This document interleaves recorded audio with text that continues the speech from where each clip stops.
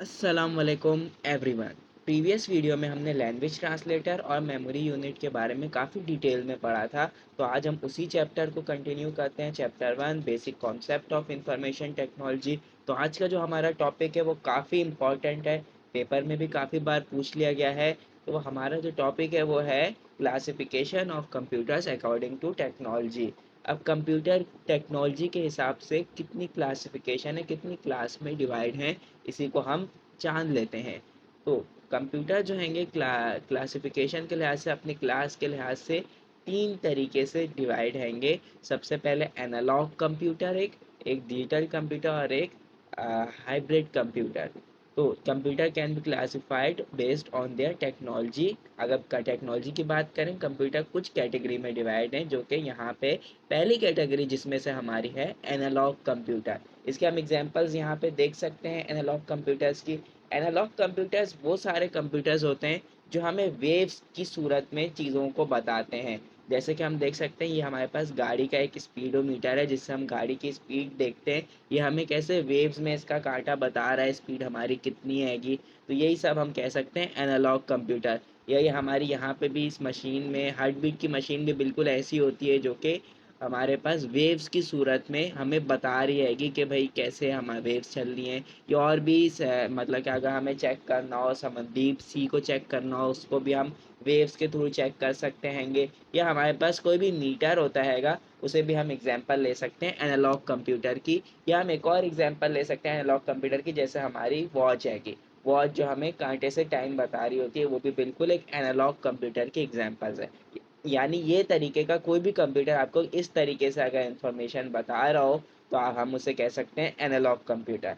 These computer used to continuous data and mathematical operation to solve complex equations। यानी कि ज़्यादातर mathematical equations पे चलते हैं, जो हमें सारी ऑपरेशंस के ज़रिए हमें डेटा को बताते हैंगे। और यही सारे ये कंप्यूटर हैं एनालॉग।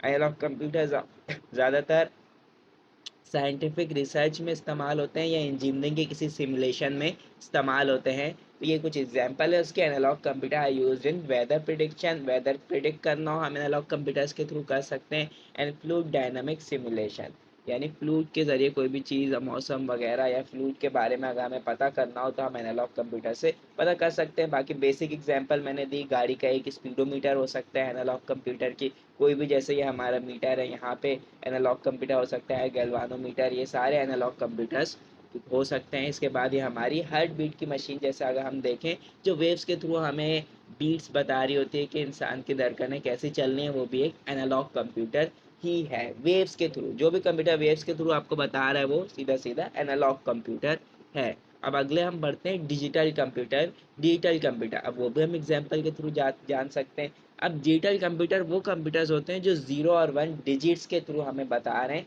हमें आउटपुट पे ये दिखाई देता है, जबकि पीछे ये 0 और 1 में हमें काम दिखा रहे होते हैं, लेकिन हमें आउटपुट पे दिखता ऐसा हैगा ग्राफिक्स में। तो जैसे डिजिटल कंप्यूटर की एग्जांपल क्या हो सकती हैं, जैसे ये गाड़ी का स्पीडोमीटर है, ये भी डिजिटल कंप्यूटर में आता हैगा। जैसे एक मीटर था जो कांटे के थ्रू बताता है, एक के अंदर डिजिट्स के अंदर एक स्पीड लिखी हुई होती है, तो वो डिजिटल कंप्यूटर की एग्जांपल है। और वॉच को भी हम इसी की एग्जांपल में ले सकते हैं। जैसे कि हमारे पास मैंने एक बताई थी, वॉच जो है हमारी घड़ी, कांटे के थ्रू हमें टाइम बता रही है, तो डिजिटल कंप्यूटर की जो वॉच है वो हमें डिजिट्स के थ्रू टाइम को बताएगी। ये सारी वॉचेस भी इजीली अवेलेबल है। या पेट्रोल पंप पे जो हमारे पास फ्यूल फिल करने का मीटर डिजिट्स में बता रहा होता है हमें, हमारा कैलकुलेटर भी डिजिटल हो सकता है।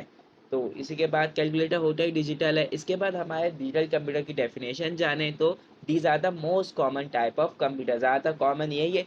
डिजिटल कंप्यूटर का सबसे बड़ा बेनिफिट यह है कि हम इससे बहुत आसानी से एग्जैक्ट चीज़ को मालूम कर सकते हैं। जैसे टाइम यहाँ पे हमारे पास 7:33 AM हो रहे हैं, तो हम एग्जैक्ट टाइम बता सकते हैं, जबकि एनालॉग कंप्यूटर्स में हम ऐसा नहीं कर सकते। डिजिटल कंप्यूटर में हम गाड़ी की अगर कोई स्पीड हैगी, तो बिल्कुल एग्जैक्ट स्पीड बता सकते हैं कि ये गाड़ी की इस वक्त स्पीड है। एनालॉग कंप्यूटर में हमें थोड़ा सोच के, और तब भी हम बिल्कुल से एग्जैक्ट नहीं बता सकते। तो ये हमारे डिजिटल कंप्यूटर जो होते हैं, बाइनरी डिजिट्स में इंफॉर्मेशन को प्रोसेस करते हैं, जो कि बाइनरी डिजिट्स क्या है, जीरो हो सकते हैं या ones, zeros and ones. Example, personal computer हमारे डिजिटल कंप्यूटर हो सकते हैं, लैपटॉप, सर्वर्स एंड स्मार्टफोन्स। या हमारी ये सारी चीज़ें जो एग्जांपल्स में आपको दिख रही है डिजिटल कंप्यूटर की एग्जांपल्स हो सकती हैं। इसके बाद हमारा लास्ट टॉपिक है हाइब्रिड कंप्यूटर। हाइब्रिड कंप्यूटर क्या है? जो दोनों का कॉम्बिनेशन है, the combined feature of both analog and digital computer to capitalise on their respective strength.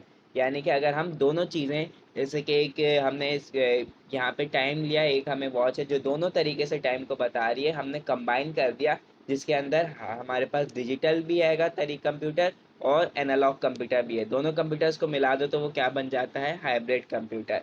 जैसे कि हमारी घड़ी बन सकती है हाइब्रिड कंप्यूटर, या हमारे लैपटॉप वगैरह भी दोनों कंबाइन होकर हाइब्रिड कंप्यूटर्स बन सकते हैं। क्योंकि हमारा अगर कोई स्मार्टफोन है उसमें हम डिजिटली भी चीज़ों को देख सकते हैं और उसी चीज़ों को हम एनालॉग कंप्यूटर्स के तरीके से भी वेव्स के थ्रू भी देख सकते हैं, तो वो भी एक हाइब्रिड कंप्यूटर है। Some medical equipment that requires precise measurement and calculation like monitoring devices and intensive care units. जैसे कि मैं अगर एग्जांपल दूं वही हार्ट बीट मशीन की, तो उसमें वेव्स में भी चल रहा होता है, लेकिन हमें वेव्स बिल्कुल डायरेक्टली समझ नहीं आ रही होती, तो उसके लिए हमें डिजिट्स में भी साइड में बीट्स लिखी हुई होती हैं कि ये बीट इसकी इस वक्त चल रही है, ढरकनें हमारी डिजिट्स में भी लिखी होती हैं। उम्मीद है ये टॉपिक समझ आ गया होगा। इसके बाद हम बढ़ते हैं हमारे नेक्स्ट टॉपिक पे जो है एआई। ये भी बहुत इंपॉर्टेंट टॉपिक है, इसको मिस करना बहुत बड़ी गलती होगी, क्योंकि पेपर में अक्सर पूछ लिया जाता है एआई एक्चुअल में होता क्या है।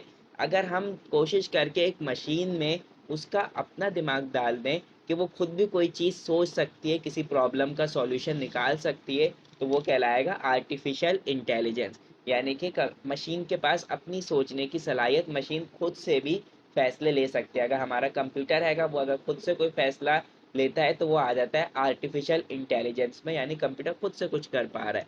आर्टिफिशियल इंटेलिजेंस यही refers to simulation of human intelligence in machine, यानी कि इंसानों की जो सोचने समझने की सलाहियत है वो मशीन में अगर डाल दी जाए तो वो कहलाती है आर्टिफिशियल इंटेलिजेंस।